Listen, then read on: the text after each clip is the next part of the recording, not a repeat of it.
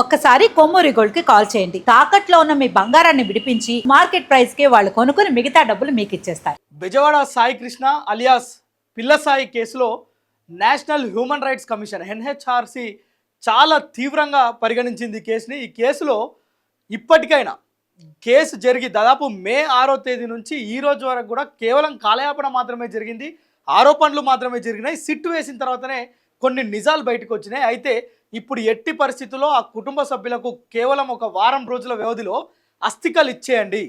ఎక్కడ తెస్తారు, ఏం చేస్తారు, దీనికి సంబంధించిన కేసు విచారణ ఇంకెక్కడి వరకు వచ్చింది, ఇవన్నీ పక్కన పెట్టి ఎక్కడైతే అంటే ఎవరైతే ఇందులో ప్రధానంగా ఉన్నారో ఆ సీసీ ఫుటేజ్ ఏదైతే police station Krishnalanka police station ఉందో ఆ పోలీస్ స్టేషన్ మినహాయిస్తే అది కూడా రికవరీ చేయండి. దానికి టాస్క్ ఫోర్స్ ఇతర ఫోరెన్సిక్ సిబ్బంది సహకారం తీసుకోండి. అదేవిధంగా ఇంకా ఏ డిపార్ట్మెంట్ సహకారం కావాలన్నా తీసుకోండి. కానీ ఆ పోలీస్ స్టేషన్ విజువల్స్తో పాటు సీసీ ఫుటేజ్తో పాటు వాటిని రికవరీ చేయడంతో పాటు మే 6న సాయి కృష్ణను మార్కాపురం నుంచి తీసుకొస్తున్నారు. మార్కాపురం నుంచి ఆన్ ది వేలో ఎక్కడెక్కడ ఆగిరు, ఎక్కడెక్కడ ఎంక్వైరీ చేసిరు, ఏ పోలీస్ స్టేషన్కి తరలించిరు, అక్కడ ఎవరెవరు ఉన్నారు వారందరినీ ఎంక్వైరీ చేసి తూర్పర పట్టిన తర్వాత దీనిపైన ఖచ్చితంగా ఆ ఏడుస్తున్న తల్లికి న్యాయం చేయాలి. ఏంటి, సాయి కృష్ణను తీసుకొచ్చి ఇవ్వలేము, ఇప్పుడు ఏం చేయగలుగుతాం, కనీసం తన అస్థికలన్న తీసుకుపోయి ఇస్తే వాళ్ళు గంగల్లా కలుపుకుంటారా ఇంకేం చేసుకుంటారా అనేది వాళ్ళ ఇష్టం.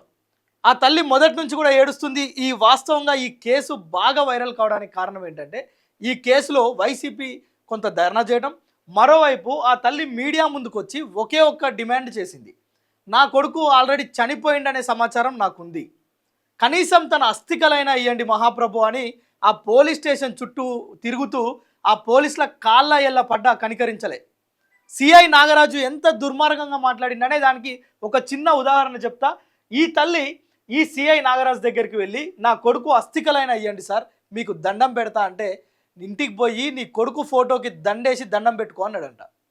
సో ఇంతకంటే దారుణమైన ఒక వ్యక్తిని చంపేసి ఆ తల్లి కన్నపేగు వెళ్ళి వాడు దొంగన, రౌడీ షీటరా, తన పైన అరెస్ట్ వారెంట్ ఉందా, ఇంకేమన్నా నాన్ బెయిలబుల్ కేసులు ఉన్నాయా, ఇవన్నీ పక్కన పెడదాం. మానవతా కోణంలో ఒక వ్యక్తి చనిపోయినప్పుడు వాడు ఎంత దుర్మార్గుడు అయినా అయ్యో పాపం అంటాం. కనీస కనికరం లేకుండా సిఐ నాగరాజు మాట్లాడడం, తనతో పాటు కానిస్టేబుల్స్, ఇద్దరు కానిస్టేబుల్స్, మరో ఫ్రెండ్ సురేష్, వీళ్ళంతా కూడా ఒక మాఫియా. బెజవాడ తదితర ప్రాంతాల్లో కృష్ణలంక పోలీస్ స్టేషన్ పరిధిలో వీళ్ళు చేయని అరాచకాలు. ఈయన సూత్రధారి, ఈయనతో పాటు పాత్రధారులు ఎవరంటే హెడ్ కానిస్టేబుల్ నాని, మరొక కానిస్టేబుల్ అశోక్, ఇక వీళ్ళ ఇద్దరితో పాటు మరొక ఫ్రెండ్ సురేష్, సిఐ నాగరాజుకు సంబంధించిన ఫ్రెండ్ సురేష్. సో ఈ ముగ్గురు కలిసి ఈ దాష్టికాన్ని మొత్తం కూడా కనీసం సీసీ ఫుటేజ్లు లేకుండా, సీసీ కెమెరాల్లో రికార్డు కాకుండా అత్యంత జాగ్రత్త పడి అంత కిరాతకమైన పని చేసిరు. సో ఇప్పుడు ఒకటి పార్టీల మధ్య వైరం ఉన్నది, అది పక్కన పెడదాం. ఒక వ్యక్తి చనిపోయిండు, అతను రౌడియా లేదంటే ఇంకొకతన పక్కకు పెడదాం. కనీసం చనిపోయిన డెడ్ బాడీనైనా ఇవ్వాలి. డెడ్ బాడీని ఇవ్వని పరిస్థితిలో నేషనల్ హ్యూమన్ రైట్స్ కమిషన్ ఆదేశిస్తుందంటే కనీసం మనిషి బ్రతికే హక్కు పైన మీరు దాడి చేసిరు. కృష్ణలంక పోలీస్ స్టేషన్లో జరిగిన ఈ దాష్టికం పైన పూర్తి సమగ్రమైన సమాచారాన్ని వారం రోజుల్లోనే ఇవ్వండి అని చెప్పి ఎన్హెచ్ఆర్సి ఆదేశించింది. దీనికి సంబంధించి ఆంధ్ర డీజీపీ అదేవిధంగా విజయవాడ పోలీస్ కమిషనర్ ఇద్దరికి కూడా నోటీసులు జారీ చేసింది. దీనిపైన ఏం చేస్తారో మాకు తెలియదు, వారం రోజుల్లో రిపోర్ట్ ఇవ్వాలంటే ఇప్పుడు ఉరుకులు పరుగులు తీస్తున్నారు. మరోవైపు దూకుడుగా ప్రవర్తిస్తుంది సిట్టు.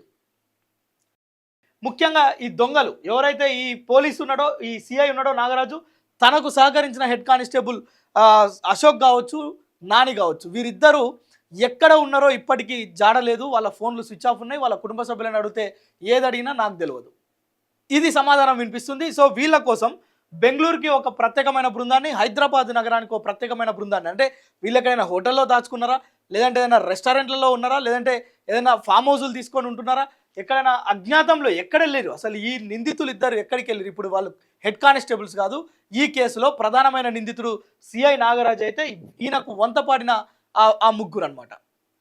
అటు సిఐ ఫ్రెండ్ సురేష్ కావచ్చు, నాని కావచ్చు, అశోక్ కావచ్చు, ఈ ముగ్గురికి సంబంధించి ఇక సాయి కృష్ణ ఈ శకం ముగిసిపోయింది. సో ఇప్పుడు వాళ్ళ తల్లి డిమాండ్ చేస్తుంది. ఈరోజు తాజాగా ఆమె హైకోర్టును ఆశ్రయించింది. హైకోర్టు దగ్గరికి వెళ్ళి నాకు సిట్ మీద కొంత సందేహాలు వస్తున్నాయి, సో ఈ కేసుని సిబిఐకి సిఫారసు చేయండి, సిబిఐ తోటి విచారణ జరిపించండి నిష్పక్షపాతంగా. అంటే ఈ ఆల్రెడీ నా కొడుకుని నా కన్నపేగుని నేను తెంచుకోవడం జరిగింది. సో ఇప్పుడు ఇలాంటి సంఘటన ఆంధ్రప్రదేశ్లో ఏ తల్లి కూడా ఇలాంటి బాధపడొద్దు. ఏ తల్లి కానీ ఏ కుటుంబం కానీ ఒక కుమారుడో లేకుంటే కుటుంబ సభ్యుడో చనిపోతే తనకు సంబంధించిన అస్థికలు కూడా లేని దుర్మార్గమైన స్థితి ఎవరికి రావద్దు అనేది ఈ తల్లి డిమాండ్ ఇప్పుడు. సో ఇప్పుడు కేవలం మీరు నాగరాజును ఒక్కరిని అరెస్ట్ చేసి తూతు మంత్రంగా చేతులు దులుపుకునే ప్రయత్నం చేస్తున్నారు. కాదు, ఈ పోలీస్ స్టేషన్లో విధులు నిర్వర్తించిన దాదాపు 7-8 మంది ఇందులో భాగస్వామ్యమయ్యారు. వాళ్ళందరినీ కూడా ఖచ్చితంగా శిక్షించాలి, వాళ్ళకి ఉరిశిక్ష విధించాలని చెప్పి ఆ తల్లి విజయలక్ష్మి డిమాండ్ చేస్తున్న పరిస్థితి. సో ఈ మొత్తం కేసులో ఇప్పుడు ప్రధానంగా పోలీసుల ముందు, ఏపీ పోలీసుల ముందు, అదేవిధంగా సిట్ ముందున్న ప్రధానమైన అంశాలు కాల్ డేటా సేకరించడం. వీళ్ళకి సంబంధించి వీళ్ళు ఎంత తెలివిగల్లోళ్ళు అంటే ఒక తప్పు చేసేటప్పుడు చాలా అంటే వీళ్ళు పోలీసులు కనుక పోలీస్ తెలివిని ఉపయోగించి తప్పులు చేసిరు.